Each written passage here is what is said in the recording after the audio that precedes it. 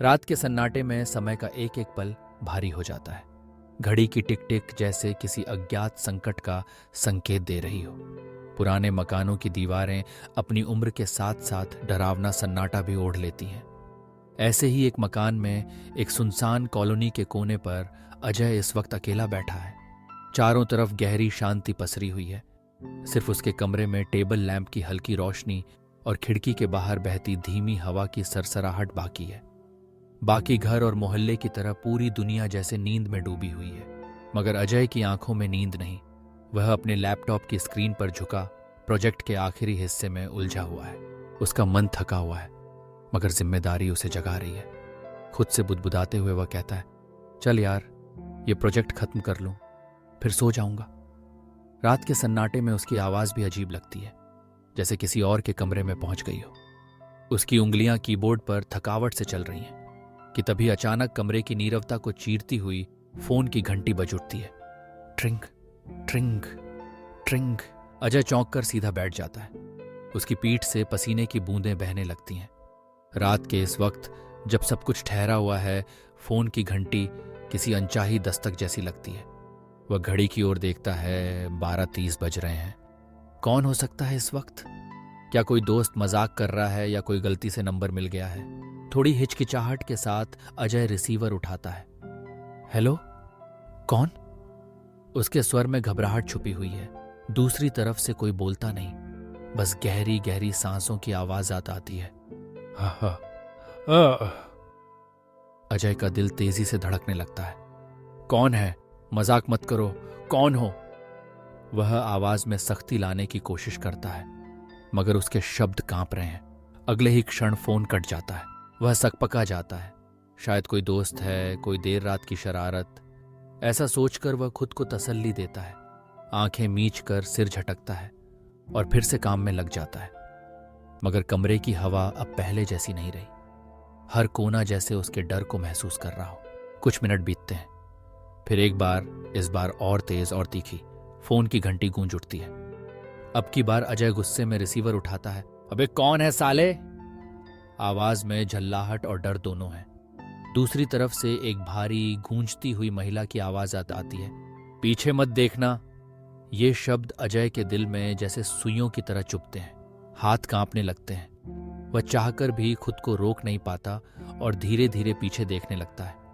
उसकी नजरें कमरे के हर कोने को टटोलती हैं, मगर वहां कोई नहीं, बस दीवारों पर लटकती परछाइयां और टेबल लैंप की कांपती रोशनी। रात और गहराती जाती है। बाहर हवा की आवाज और भीतर अजय की घबराहट दोनों एक दूसरे में उलझने लगती हैं। अचानक फिर से फोन बज उठता है। अब की बार रिसीवर उठाते ही उसे अपनी ही आवाज सुनाई देती है। अजय, भाग यहां से, नहीं तो तू मर जाएगा। अजय का चेहरा पसीने से भीग जाता है। उसकी सांस अटक सी जाती है। ये क्या बकवास है? कौन कर रहा है ये? वह फोन गिरा देता है और तेजी से कमरे के दरवाजे की ओर बढ़ता है। झटपट दरवाजे को लॉक कर देता है, जैसे दरवाजा बंद करना डर को भी बाहर कर देगा। मगर अगले ही पल दरवाजे पर खटखट की आवाज आती है। धड़कन रुक सी जाती है। कोई बाहर खड़ा है। दरवाजे के उस पार से आवाज आती है, फोन उठाओ, नहीं तो मैं अंदर आ जाऊंगी। ये शब्द अजय के रोंगटे खड़े कर देते हैं। उसकी आंखें दरवाजे की दरारों पर टिक जाती हैं, जैसे डर किसी भी क्षण अंदर घुस आएगा। डरते डरते अजय फिर फोन उठाता है। अब की बार आवाज बहुत साफ है। तुझे सच जानना है? अजय कांपते हुए पूछता है। कौन? कौन हो तुम? दूसरी तरफ वही भारी ठंडी महिला की आवाज गूंजती है। मैं इस घर की आखिरी किराएदार हूं। मुझे इसी कमरे में मारकर फोन की तार से गला घोंट दिया गया था। जब भी कोई नया यहां आता है, मैं उसे चेतावनी देने आती हूं, लेकिन तूने मेरी बात मानी नहीं। कमरे की लाइट्स अचानक टिमटिमाने लगती हैं। टेबल लैंप की रोशनी बार बार बुझने और जलने लगती है, मानो कोई अदृश्य शक्ति कमरे में प्रवेश कर चुकी हो। फोन के रिसीवर से एक घनघोर चीख सुनाई देती है और रिसीवर अपने आप हिलने लगता है। अजय का दिल बैठने लगता है। उसके दिमाग में अंधेरा छा जाता है। उसके डर की चरम सीमा पहुंच चुकी है। वह चीखते हुए बाहर भागने की कोशिश करता है, मगर दरवाजा अपने आप बंद हो चुका था। वह पूरी ताकत से दरवाजा खोलने की कोशिश करता है, मगर बेकार। बाहर से किसी की सांसों की आवाज और कमरे में बढ़ती घबराहट उसे पागल कर रही है। फिर अचानक फोन फिर बजता है। इस बार अजय डरते हुए कांपते हाथों से रिसीवर उठाता है।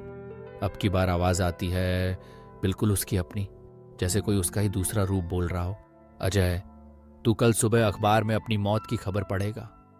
शब्दों में न कोई डर है न कोई भाव, बस एक सर्द निश्चित घोषणा। फोन कट जाता है। कमरे में फिर वही भारी सन्नाटा छा जाता है। अजय दीवार से टिक कर बैठ जाता है। उसका शरीर कांप रहा है, आंखें खुली की खुली रह जाती हैं। रात की घड़ी एक एक पल गिन रही है। सुबह की पहली किरण जब मोहल्ले की गलियों में पड़ती है तो अजय के घर के दरवाजे पर भीड़ जमा हो चुकी होती है। तमाम लोग दरवाजा तोड़ते हैं। अंदर अजय मृत पड़ा है। उसके गले में फोन की तार बुरी तरह लिपटी हुई है। उसकी आंखें खुली हुई हैं, मानो किसी अनदेखी चीज को टकटकी लगाकर देख रही हों। मगर वहां खड़े लोग, पुलिस वाले और पड़ोसी सब हैरान हैं, क्योंकि घर में कहीं भी फोन की लाइन ही नहीं थी। कनेक्शन कई साल पहले कट चुका था। कमरे में रखा फोन सिर्फ एक पुराना शो पीस था जो कई सालों से बंद पड़ा था। लोगों के कानों में अब भी रात भर बजती घंटी की कहानी गूंज रही थी। वह मकान फिर से वीरान हो गया, लेकिन इस बार एक और कहानी जुड़ गई थी उसकी दीवारों में। डर और रहस्य की वह परछाई जो रात को फोन की घंटी के साथ लौट आती थी और शायद किसी अगले किराएदार के इंतजार में फिर टेबल लैंप की रोशनी में छुपी हुई थी। मकान की खिड़की पर बैठी हवा अजय की कहानी को अपनी सरसराहट में दोहराती है। लोग कहते हैं उस कमरे में अब भी कभी कभी फोन की घंटी सुनाई देती है, ट्रिंक ट्रिंक ट्रिंक, मगर कोई रिसीवर उठाने की हिम्मत नहीं करता। अंधेरे में चुपचाप डर और रहस्य की यह कहानी बार बार दोहराई जाती है, जैसे मकान खुद अपने रहस्य को उजागर करना चाहता हो। मगर हर बार किसी नई चीख के साथ सन्नाटा और गहरा हो जाता है। अजय की कहानी मकान की दीवारों में कैद हो गई और फोन की घंटी एक ऐसे डर का प्रतीक बन गई जिसे कोई भी भुला नहीं पाता। रात के सन्नाटे में जब हवा की सरसराहट और घड़ी की टिक टिक सुनाई देती है तो लगता है जैसे वह मकान अब भी किसी को पुकार रहा है। कहीं फिर से फोन की घंटी बजने वाली है।